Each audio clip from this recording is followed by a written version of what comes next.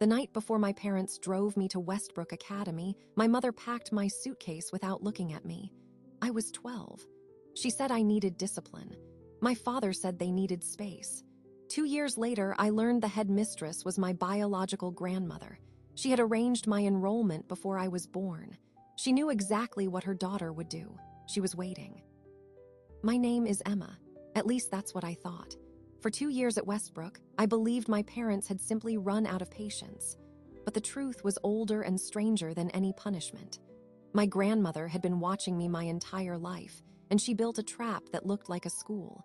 The question is why? Why would a woman orchestrate her own daughter's abandonment of her child? Why would she hide her identity and wait? To answer that, I need to take you back further, to the summer before everything changed, when I first heard my grandmother's voice and didn't know it yet. That summer I was 11, the last summer I thought I knew who I was. My mother got a phone call on a Tuesday evening in July. I was sitting on the stairs, out of sight, picking at a loose thread on the carpet. She answered in the kitchen, voice low, almost reverent. "Yes, Mother. No, I understand." I had never heard her call anyone mother. She never spoke about her own mother. The conversation lasted maybe 3 minutes. When she hung up, she stood at the counter with her back to me for a long time. Then she called my father at work and said, "It's settled. She'll take her." I didn't know who she meant. I found out in August. The house we lived in was small, 2 bedrooms and a subdivision that all looked the same. My father worked construction, sometimes 60 hours a week. My mother stayed home but never seemed present, like she was always listening for something else. They fought about money, about his drinking, about me. I heard the words "too much" and "can't handle" more than once. They never said my name when they argued. They said she.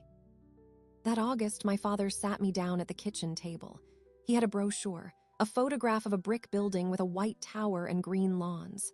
"Westbrook Academy," he said. "It's a boarding school, top rated. You'll get a better education there."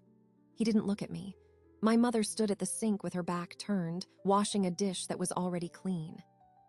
I asked why. He said, "Because we can't give you what you need here." I didn't argue. I was 12. I packed my suitcase the night before, just like I said. My mother packed hers without looking at me. She folded my shirts and placed them in neat stacks, but her hands moved like she was doing something distasteful.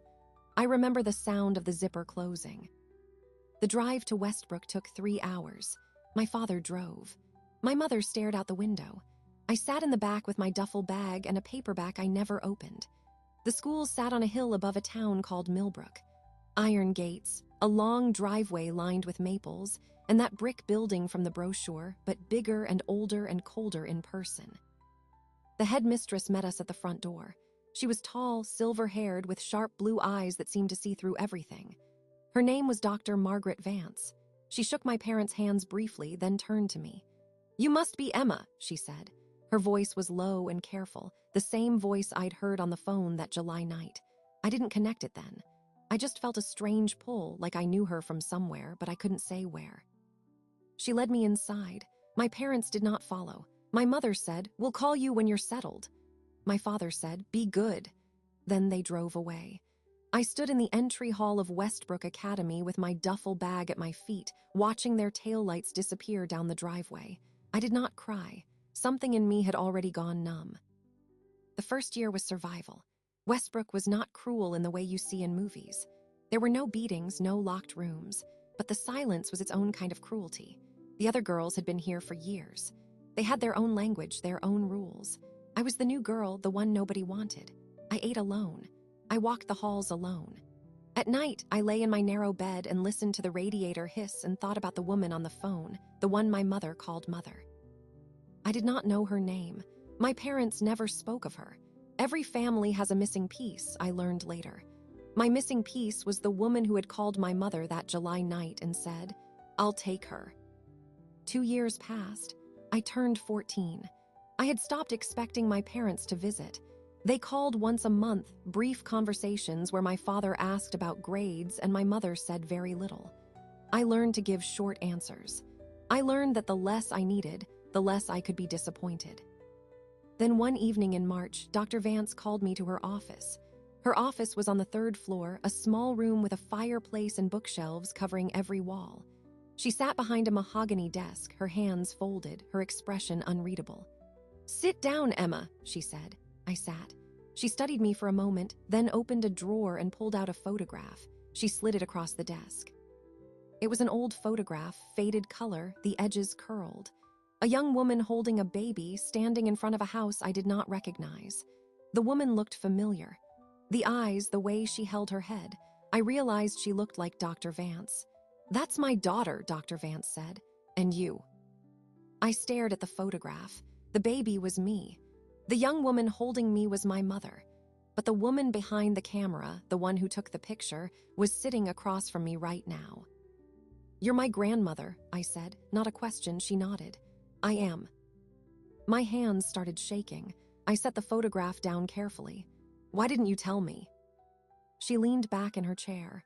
"Because your mother asked me not to. She left this house when she was 17. She never came back. I didn't know you existed until she called me that July night. She said she couldn't raise you. She said I owed her this because I had been a terrible mother." She paused. She was right. I didn't know what to say. I sat in that chair for what felt like a long time. The fireplace crackled. The radiator hissed. My grandmother watched me, her blue eyes steady, almost clinical. "I brought you here because I wanted to know you," she said.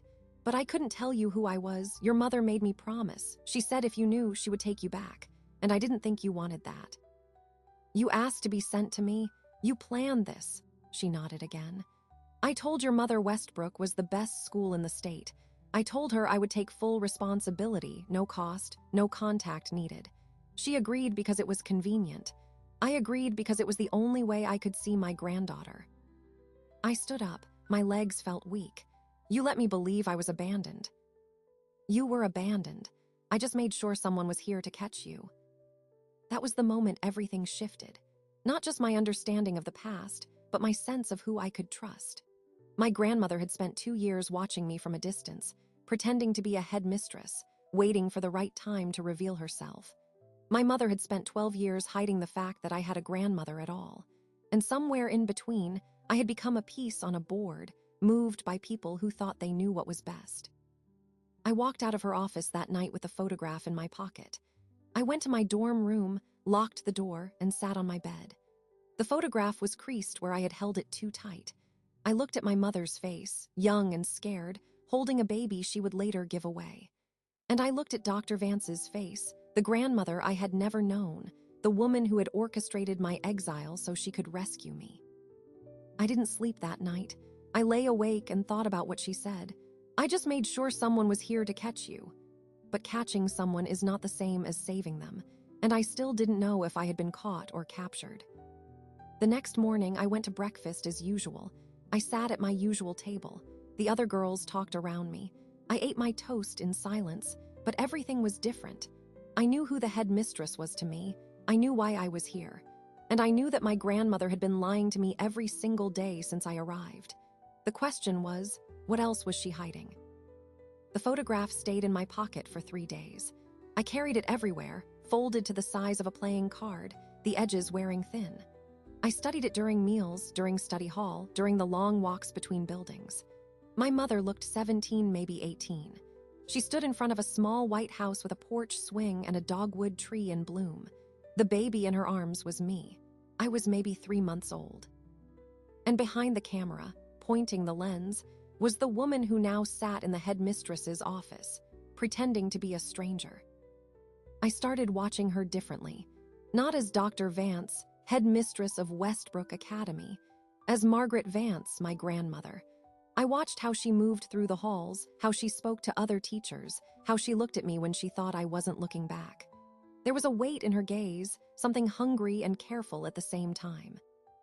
I needed to understand how this happened, why my mother had cut her off, why my grandmother had waited 12 years to find me, why she had done it through a boarding school instead of a phone call. The first clue came from the library. Westbrook had a small archive room in the basement, a dusty collection of yearbooks and school newspapers dating back to 1937. I went there on a Saturday afternoon when the rest of the campus was empty. The room smelled like old paper and floor wax. Fluorescent lights buzzed overhead. I pulled the yearbooks from the 1980s. My mother's era if she had gone here, but she didn't. I found no Montgomery, no Vance in the student rosters. Then I tried the faculty directories. Dr. Margaret Vance first appeared in the 1985 yearbook, listed as Dean of Students. She looked younger, her hair dark, her face less lined. I flipped forward year by year. She became headmistress in 1992, a promotion that coincided with a major donation to the school. A donation from the Vance Family Foundation. I wrote down the name. I searched for the foundation in the local newspaper archives on microfilm. The Vance Family Foundation was established in 1990 by a man named Robert Vance, Margaret's husband, my grandfather. He had died 2 years later.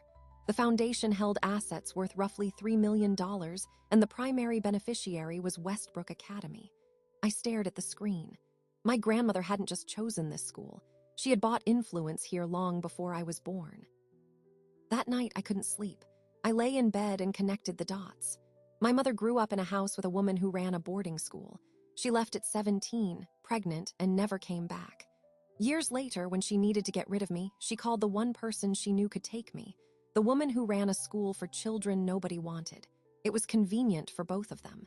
My mother got rid of her problem. My grandmother got her granddaughter back. But that meant my grandmother had been watching my mother for years. She knew about me. She waited. She let my mother raise me until I was old enough to send away. And then she made the call. She didn't come to get me. She made my parents bring me to her. I walked to Dr. Vance's office the next morning before classes. I didn't knock. She was at her desk, reading a file. She looked up, unsurprised. "You've been doing research." "How did you know?" "The librarian mentioned you spent 3 hours in the archive. I have eyes everywhere at this school, Emma. That's how I've known everything about you since you arrived." I sat down across from her. "You bought your way into this school."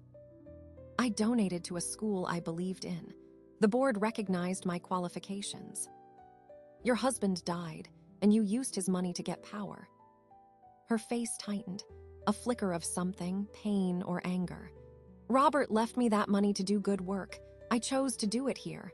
I built this school into what it is. I have given 30 years of my life to these children." "To me, you mean?" She set the file down slowly. "You are not the only child who has passed through these doors, Emma, but you are the only one who is mine." "Then tell me why. Why didn't you just take me when I was born? Why did you let me live with them for 12 years? She was quiet for a long time. The clock on the wall ticked. A car passed outside. "Because I didn't know you existed until you were 2 years old," she said. "Your mother hid you from me. She married your father, changed her name, moved 3 towns away. I spent years hearing private investigators. I found you when you were 4. I watched you from a distance. I sent birthday presents through anonymous addresses. I called the school district to check your attendance records. I knew when you learned to read. I knew when you got your first pair of glasses. I knew everything about you, and I could not touch you." "Why not?" "Because your mother had a restraining order against me, filed when you were 3 months old. She claimed I was unstable, that I had threatened to take you.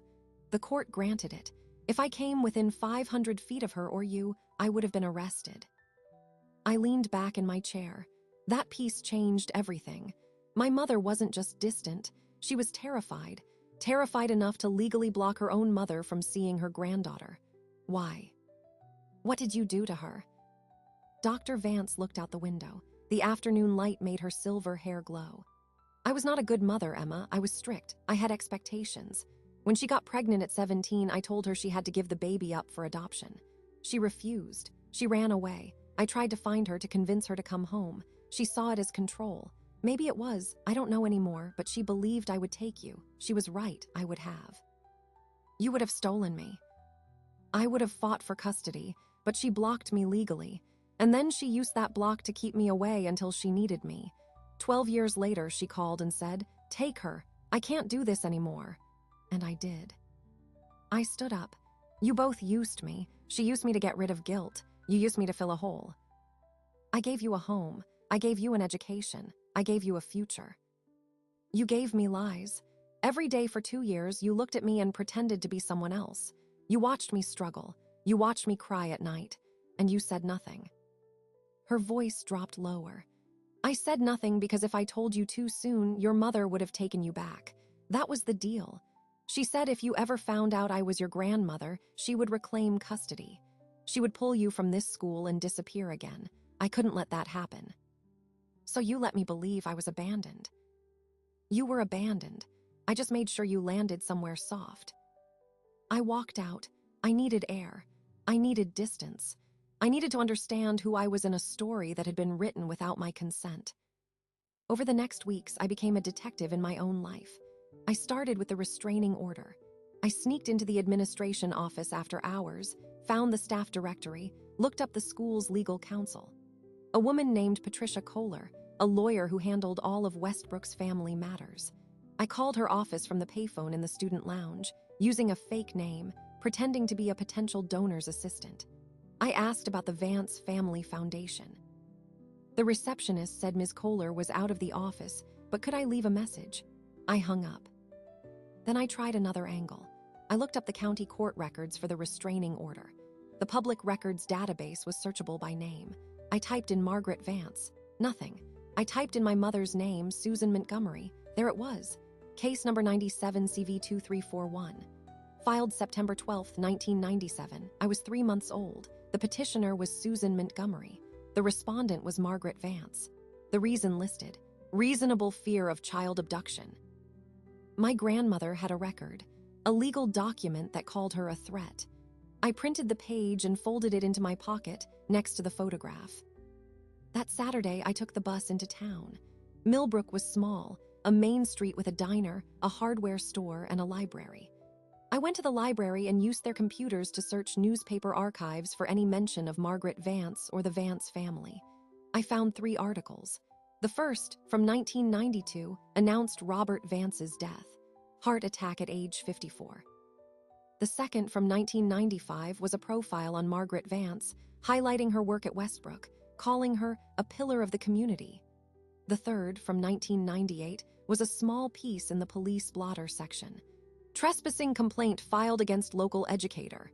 No names, but the date matched the restraining order. My grandmother had been caught trying to see me. I sat back in the plastic chair. She had tried. She had risked her reputation, her career, to get close to me, and my mother had stopped her with a piece of paper. I didn't know who to be angry at anymore. My mother for hiding me, my grandmother for manipulating my life, or myself for being a pawn in a war I never knew existed. I called my mother that evening from the payphone. It was the first time I had called her in over a year. She answered on the 3rd ring. "Hello." "Mom, it's me." Silence. Then, "Emma, is everything okay?" "No, everything is not okay.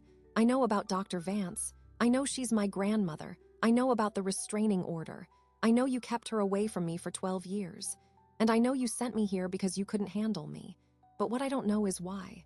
Why did you hate her so much? What did she do to you?" My mother was quiet for a long time. I heard her breathing. When she spoke, her voice was small, like a child's.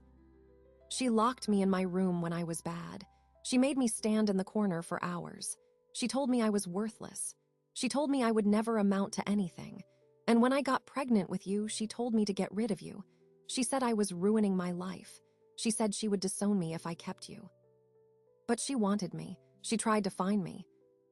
Because you were her property, Emma, not her grandchild. She doesn't love you. She loves the idea of owning you. She loves control. I got out so she couldn't control me anymore. And then I gave you to her anyway because I was weak. Because I was tired. Because I thought maybe she had changed." "Has she?" My mother laughed, a bitter, hollow sound. "People like her don't change. They just get better at hiding." I hung up. I stood in the phone booth, the receiver dangling from my hand, the cooling night air seeping through the glass. The photograph was still in my pocket. The restraining order was still in my pocket. 2 pieces of paper, 2 versions of the truth. One showed a grandmother desperate to know her granddaughter. The other showed a mother desperate to protect her child. I didn't know which one to believe. I walked back to campus in the dark. The iron gates were lit by yellow lamps. The main building loomed ahead, its windows dark except for one on the 3rd floor, Dr. Vance's office. She was still there, working late, watching, waiting. I did not go to my dorm. I went to the basement archive instead. I needed to find the missing piece, the thing that would tell me who Margaret Vance really was before she became my grandmother. I pulled the yearbooks from the early 1960s before she was married, before she had my mother. She would have been a student herself then, but I didn't find her in the student section. I found her in the faculty section. 1963, Margaret Ellis, English teacher, age 22. She started teaching at Westbrook right out of college. She met Robert Vance, a wealthy donor at a school fundraiser in 65, married him in 67, had my mother in 68. By 70, she was dean of students. By 75, she was running the school behind the scenes. Robert's money opened doors. Her ambition kept them open. I found a newspaper clipping tucked into the back of a 1972 yearbook. Westbrook teacher receives National Award for Curriculum Innovation. There was a photograph of Margaret Ellis Vance, younger, smiling, holding a plaque. The caption read, "Margaret Vance, designer of the Westbrook Personal Development Program, which emphasizes emotional resilience and independence in young women." Emotional resilience, independence. That was the language she used now. But I had lived under that program for 2 years. I knew what it really was: isolation, silence, the slow erosion of trust. She had designed a system to break girls down and rebuild them in her image, and I was her most important project. I copied the article and added it to my collection. Then I went to her office. She was still there, reading a book by lamplight. She looked up when I entered, unsurprised again. "You've been busy," she said. "I found your program, the Personal Development Program. You designed it." "I did. It's the core of Westbrook's philosophy." "You designed it for me." She set her book down. "I designed it for all the girls who needed structure. But yes, I had you in mind when I refined it. I knew you would come here eventually. I wanted the school ready. You built a prison and called it a curriculum. I built a sanctuary. You just don't see it yet." I pulled the newspaper clipping from my pocket and held it up. "You've been running this school for 30 years. You used your husband's money to buy control. You created a program that isolates students from their families. You manipulated my mother into sending me here. And now you sit in this office pretending to be a benevolent educator." Her eyes hardened. "I have done what I had to do to survive, to keep this school alive, to keep you safe." "Safe from what?" She stood up. For a moment, she looked human, tired, old. "Safe from your mother. She's not well, Emma. She never was. I tried to help her, but she saw me as a threat. She ran away, made bad choices, had you too young. She was never going to give you a stable life. I offered her a way out. She took it, and now you're here. I'm here because you trapped me. I gave you a future. I gave you a scholarship to any college you want. I gave you a trust fund worth $500,000. I built a foundation around you." I stared at her. "A trust fund?" She opened her desk drawer and pulled out a folder.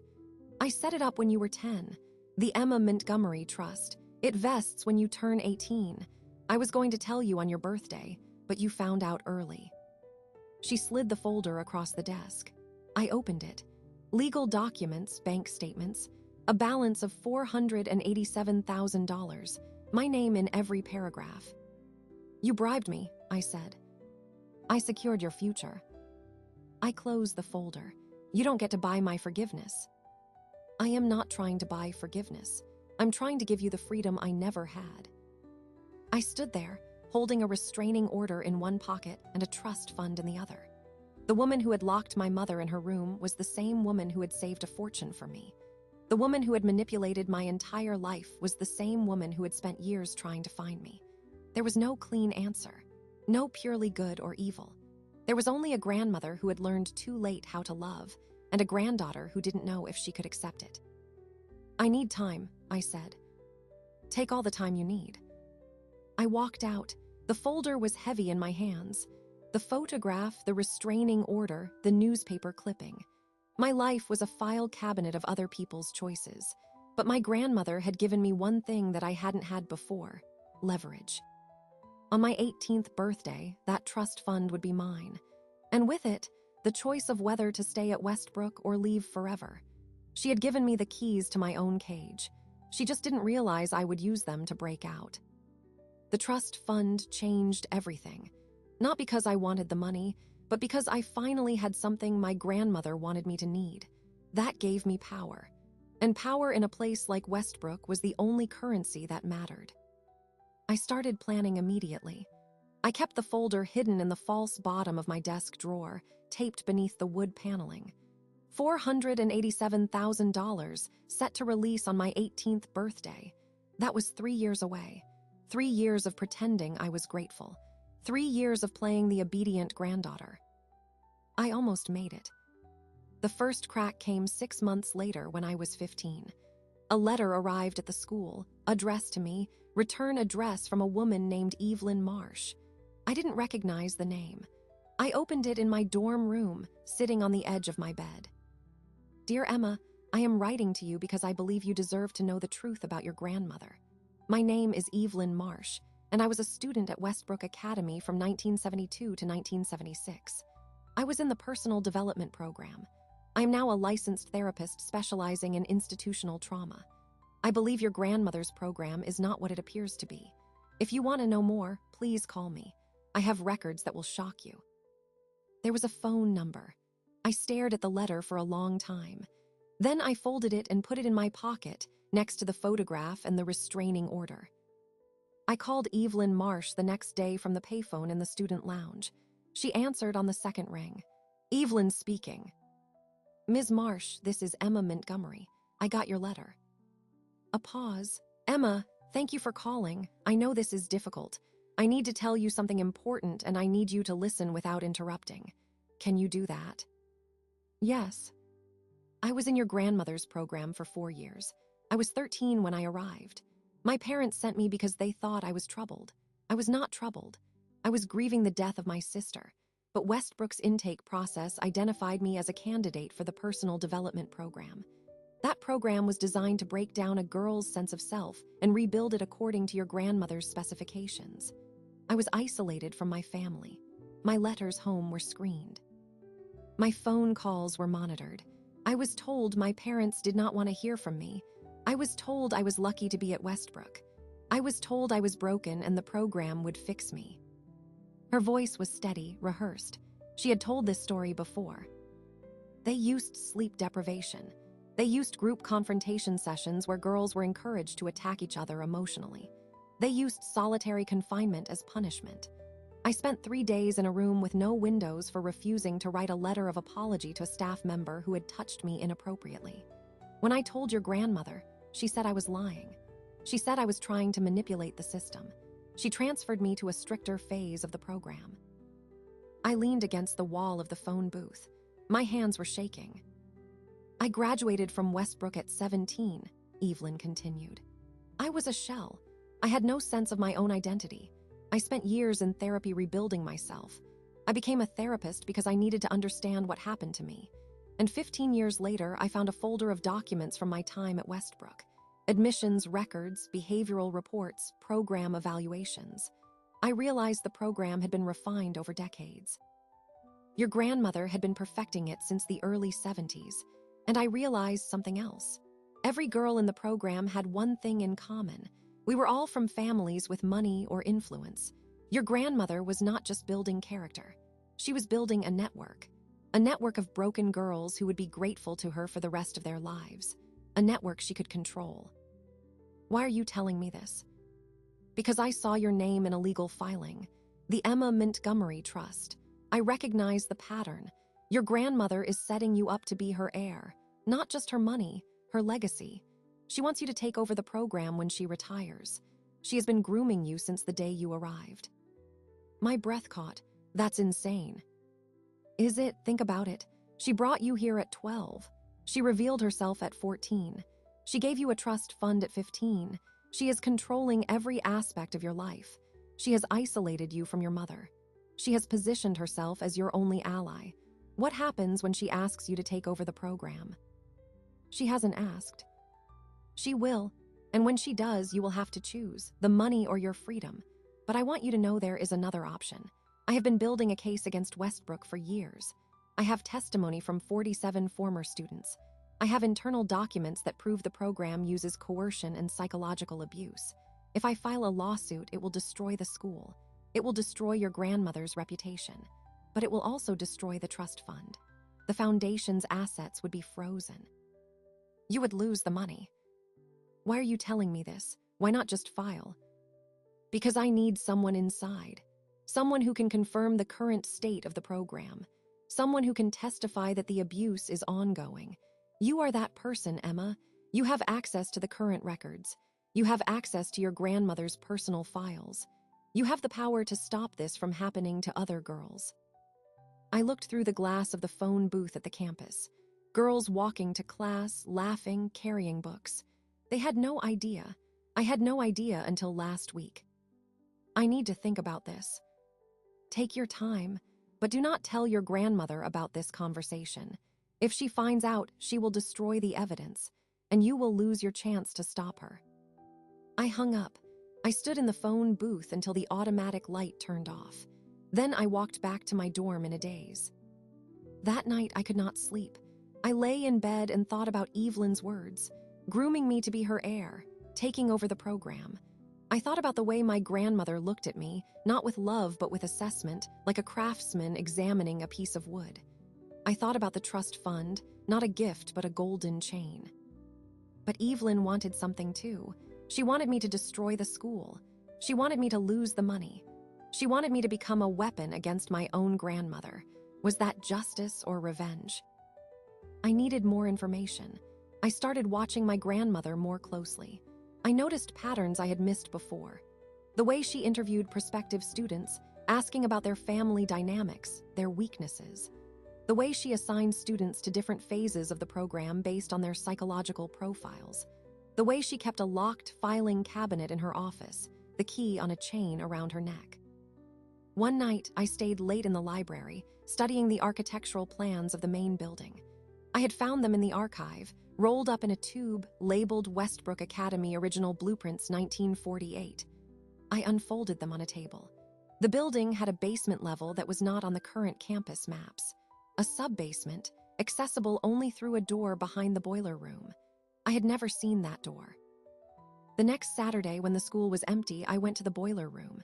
It was in the oldest part of the building, a narrow corridor with pipes running along the ceiling. The air was hot and smelled of fuel oil. At the back, behind a stack of old crates, I found the door. It was steel, painted gray with a heavy lock, but the lock was old, a simple padlock. I had brought a set of tools from the maintenance shed. It took me 10 minutes to pick it. The door swung open onto a staircase descending into darkness.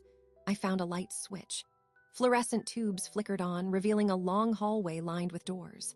Each door had a small window barred. I walked down the hallway, my footsteps echoing. The doors were numbered. Room 1, Room 2, Room 3. I looked through the window of Room 3. Inside was a small room, maybe 8 by 10 feet. A cot, a metal sink, a toilet with no seat, no windows. The walls were padded. I felt sick. This was where they sent the girls who did not comply. This was the solitary confinement Evelyn had described. I opened the door to Room 1. It was the same. But on the wall, scratched into the paint, were words, "I am not broken." I stood there in the silence, reading those words again and again. A girl had carved that into the wall with her fingernails or a piece of metal. A girl who was trying to remind herself who she was while the program tried to erase her. I took a picture with my phone. Then I went back upstairs, locked the door behind me, and returned to my dorm. I did not sleep again that night. The next morning, I went to my grandmother's office. I did not knock. She was at her desk, as always. She looked up and saw my face. "What's wrong?" I found the basement. Her expression did not change, but something in her eyes shifted, a flicker of recognition. "You were not supposed to find that. You locked girls in padded rooms. You starved them. You broke them." I disciplined them. The program requires compliance. The rooms are for girls who are a danger to themselves or others. They are not punishment. They are stabilization. You destroyed them. I saved them. Most of those girls were suicidal. They were self-harming. They needed structure and safety. The padded rooms were temporary. The program was designed to give them the tools to cope. And the scratching on the wall. "I am not broken." That was a girl trying to hold on to her identity while you stripped it away. My grandmother stood up. For the first time, she looked uncertain. You have no idea what those girls were like when they arrived. I have letters from parents thanking me. I have wedding invitations from former students. I have years of evidence that the program works. You have years of evidence that you traumatized a generation of women. She walked around the desk. What do you want, Emma? I want the truth. I want to know who you really are. I want to know if you ever loved me or if I was just another project. She looked at me for a long time. Then she sat back down heavily. I loved your mother. I failed her. I was too strict, too demanding. She ran away and I spent years trying to find a way back to her. When I found out about you, I thought I could do it right this time. I thought if I created the perfect environment, I could raise you without making the same mistakes. But I see now that I made different mistakes. I controlled you instead of loved you. I hid the truth instead of trusting you. I am sorry. Her voice cracked on the last word. I had never heard my grandmother apologize. I stood there, holding the image of the scratched wall in my mind, holding the trust fund documents, holding the photograph of my mother as a young woman. I had a choice. I could stay and fight, try to expose the program and lose everything. Or I could leave, take the money, and walk away from Westbrook forever. But walking away meant leaving the other girls, the ones who would come after me, the ones who would be locked in those rooms, told they were broken, erased. I looked at my grandmother. If you are truly sorry, you will shut down the program. You will release the records. You will let me talk to the other girls. You will make this right. She shook her head slowly. I cannot. The program is all I have. It is my life's work. Without it, I have nothing. Then you have nothing. I turned and walked out of her office. Behind me, I heard her say my name, soft, almost pleading. I did not stop. That night, I called Evelyn Marsh. I am in. Tell me what you need me to do. Evelyn Marsh sent me a package 2 days later. It arrived in a plain brown envelope, no return address. Inside was a burner phone, a list of contact numbers for former students willing to speak, and a single page of instructions. Step 1, copy the program files. Step 2, photograph the subbasement. Step 3, document any current student who had been placed in isolation within the last 6 months. I started that night. Accessing my grandmother's office was easier than I expected. I knew her schedule by heart. She left at 7 every evening, walked to her cottage on the south edge of campus, and did not return until 6 the next morning. The key to the filing cabinet was on a chain around her neck, but she kept a spare in the top drawer of her desk, hidden beneath a stack of blank letterhead. I had seen her retrieve it once, months ago, when she thought I was not looking. I waited until after lights out. The hallways were empty. The night guard did his rounds at 10 and 2, which gave me a 4-hour window. I slipped into her office, locked the door behind me, and went straight for the desk drawer. The spare key was there. I unlocked the filing cabinet. There were 4 drawers, each packed with manila folders organized by year. 1970 to 1980, 1980 to 1990, 1990 to 2000, 2000 to present. I started with the most recent. Student intake forms, behavioral reports, phase assignment documents. I found my own file within minutes. Emma Montgomery, intake date September 12. Primary diagnosis, attachment disorder, parental neglect. Recommended program phase, intensive. Notes in my grandmother's handwriting. High potential subject. Strong will. Must be methodically deconditioned over minimum 3-year period. Do not accelerate bonding until compliance is established. I read it 3 times. Deconditioned. That was the word she used. Not educated, not healed. Deconditioned. Like I was a laboratory animal being reprogrammed.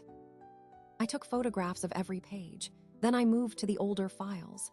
Evelyn Marsh's file was in the 1970s drawer. Intake form listed her age as 13, reason for referral as grief reaction, oppositional behavior. Phase assignment, intensive. Notes, subject resistant. Recommend extended isolation protocol. There was a handwritten addendum dated 6 months after her intake. Subject now compliant. Release to standard phase recommended. Evelyn had spent 6 months in the subbasement. 6 months in a padded room as a 13-year-old girl grieving her sister.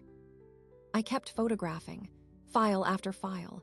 47 former students, detailed records of isolation periods, sleep restriction schedules, nutritional controls, family communication blackouts. The program was not therapy. It was a systematic dismantling of the human psyche. I also found something else, a separate folder labeled Network. Inside were names, addresses, phone numbers, and professional affiliations of former students who had gone on to successful careers. Lawyers, doctors, politicians, business owners. Each name had a notation. Loyal contact, potential donor, active ally. My grandmother had built a web of influence. She had placed her graduates in positions of power across the country, and she kept track of them like assets. Some had regular check-ins scheduled. Some had notes like obligation outstanding, suggesting they owed her something, favors, silence, access. I took photographs of everything. Then I went to the sub-basement. I brought a measuring tape and a handheld camera. I measured each room, photographed each scratch on the walls. The words "I am not broken" were still there, faded but legible. I found more carvings in other rooms. "Help me, Mom. I want to go home." Room 7 had a small handprint on the wall, high up, like a child reaching for something. I photographed it. I also found the logbook, a spiral notebook kept on a shelf near the boiler room door. Each entry recorded a student's name, dates of isolation, and behavioral notes. The most recent entry was from 3 weeks ago. Subject 231, Amelia Clark, age 14, isolated for 8 days. Reason: refusal to participate in group confrontation session. Release criteria: verbal acknowledgement of program authority. Status: released, cooperative.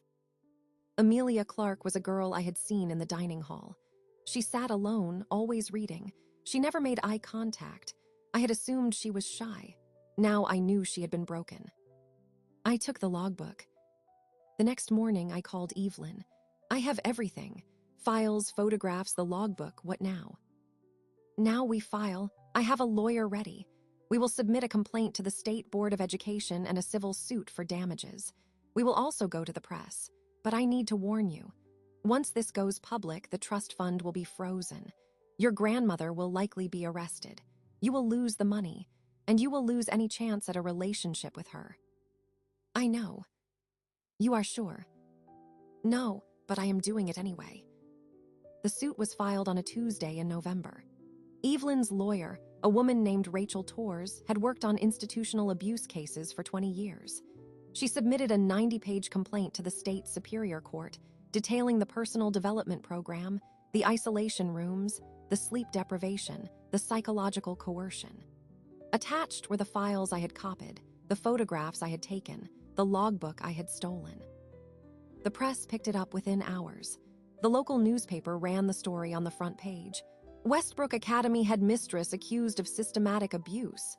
By the end of the day, national outlets were calling. Former students started coming forward. The State Board of Education opened an investigation.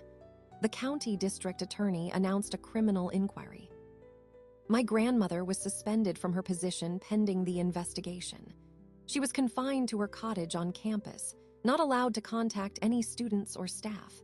I watched from my dorm window as she walked across the lawn, escorted by 2 school board members, her silver hair catching the afternoon light.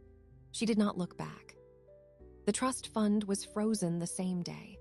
I received a letter from the foundation's legal counsel informing me that all assets were placed under court supervision pending resolution of the civil suit. I folded the letter and put it in my pocket, next to the photograph of my mother. The campus was in chaos. Parents arrived to pick up their daughters. Teachers resigned. The program was shut down indefinitely. I sat in my empty dorm room and listened to the sounds of departure, car doors slamming, engines starting, voices calling goodbye. I had done what Evelyn asked. I had destroyed the school. I had freed the other girls. But I had also lost everything my grandmother had promised me.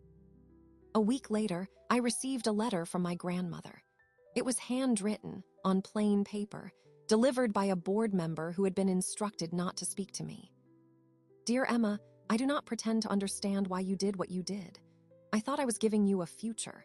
I see now that I was giving you a cage. I am not the villain you believe me to be, but I am not the hero I believed myself to be. I was a mother who failed, and I tried to fix it by controlling everything. That was wrong.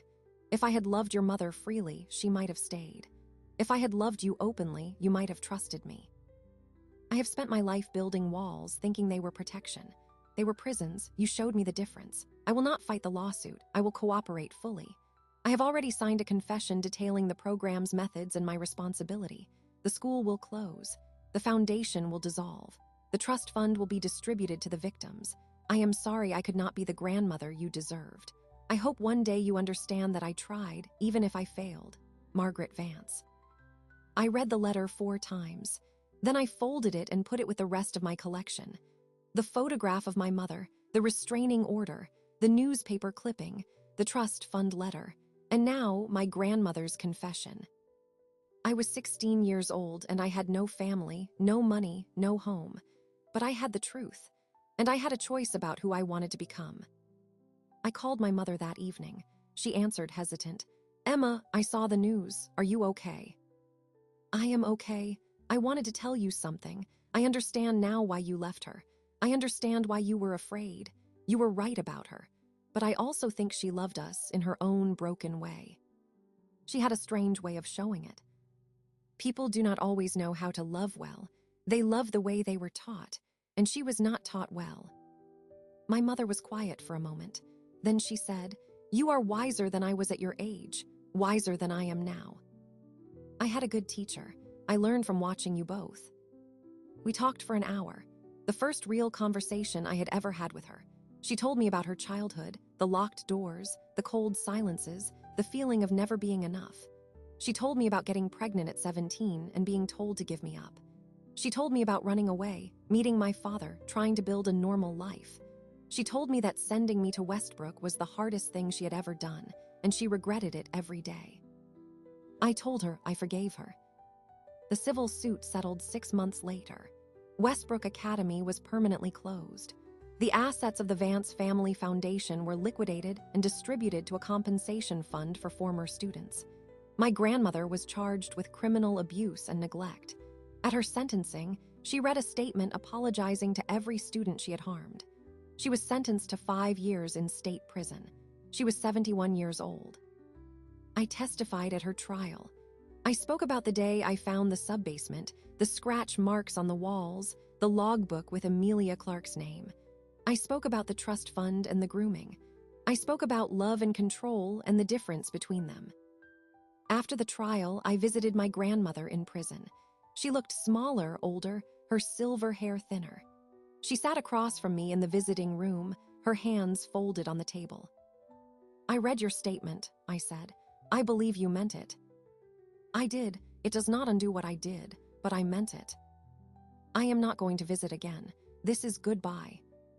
She nodded. "I understand. I want you to know one thing. I do not hate you. I do not forgive you entirely, but I do not hate you. You gave me something even if you did not mean to. You taught me what not to become." She smiled, a small, sad smile. "Then I taught you well." I stood up. She stood up. We looked at each other across the table, 2 women who shared blood but not trust. I turned and walked out. I did not look back. I am 18 now. I live in a small apartment near the college I attend on a scholarship I earned myself. I study psychology because I want to understand how people heal from what breaks them. I am writing a book about Westbrook, about the girls who survived it, about the grandmother who built it. I changed my name last year, not to erase the past, but to claim the future. I chose my grandmother's maiden name, Ellis. It means noble. I am not sure I am noble, but I am trying. My mother came to visit me last month. We went for a walk by the river, and she held my hand the way she never did when I was a child. She told me she was proud of me. She told me she was sorry for all the years she was silent. I told her I was glad she was here now. Some stories do not end neatly. The villain does not always die. The victim does not always rise. But sometimes the granddaughter of a woman who built a prison learns to build a door, and she walks through it. That is what I did. I walked through the door and I kept going. I think about my grandmother sometimes, not every day, but often enough. She is still in prison, serving the remainder of her sentence. She writes me letters every month. I have not opened one in over a year, but I keep them in a box under my bed, unopened, a stack of unanswered questions. I'm not sure if I will ever read them. Maybe someday, maybe not. Some doors stay closed, and that is okay. The lawsuit settled 2 years ago. The compensation fund distributed over $3 million to former students. I declined my share. I asked that it go to the others, the ones who spent years in the program, the ones who lost more than I did. I had something they could not buy. I had the truth. I had my freedom. I had a second chance. I see Amelia Clark sometimes. She lives in the same city. She is studying law now, focused on children's rights. We meet for coffee every few months. She does not talk much about Westbrook. She does not need to. Some things are understood without words. She told me once that the day I testified was the day she started believing she could heal. I did not know what to say to that. I still do not. There is a question I get asked often. People want to know if I regret it. If I wish I had kept the trust fund, stayed silent, let the program continue. If I miss the grandmother who gave me everything and took everything. The answer is no. I do not regret a single choice I made. Not the photographs, not the testimony, not the goodbye in the prison visiting room, because here is what I learned. Love is not control. Love is not a trust fund with strings attached. Love is not a program designed to break someone down so you can rebuild them in your image. Love is a door that opens from the inside, and only you can walk through it. My grandmother spent her whole life building doors and locking them from the outside. She thought she was protecting people. She was trapping them. I spent 3 years learning how to pick those locks, and when I finally walked out, I did not look back. Now I am studying the psychology of institutional control. I want to understand how systems convince people they are broken. I want to help the people who come after me, the ones still trapped in rooms without windows, the ones who have been told they are not enough. Because I know what that feels like. I know how long it takes to unlearn. And I know that healing is possible, even when it feels impossible. If this story stayed with you, if it made you think about your own life, your own family, your own locked doors, I want you to know something. You are not broken. You were never broken. You were just told that by someone who needed you to believe it. You get to decide who you become. You get to walk through the door. Thank you for listening. If you want to hear more stories like this, subscribe. I will be here telling the truth, one word at a time. And remember, the door is not locked. You just have to reach for the handle.